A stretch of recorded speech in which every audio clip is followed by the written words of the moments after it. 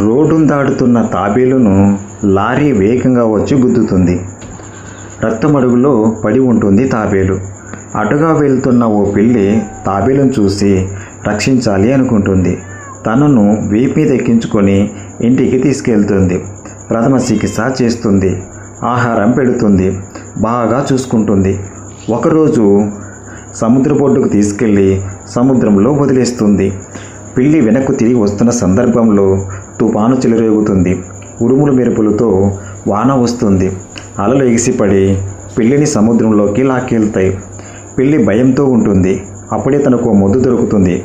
మొద్దు మీద ఉండగా ఒక తాబేలు వచ్చి తనను ఎక్కించుకొని ఒడ్డుకు చేరుస్తుంది. తనకు కృతజ్ఞతలు చెప్తుండగానే ఒక తాబేలు పిల్ల అటుగా వచ్చి తను గుర్తిస్తుంది. వెంటనే ఇద్దరు కలిసిపోతారు. ఎంతో సంతోషపడతారు. ఈ కథ నచ్చితే లైక్ చేయండి.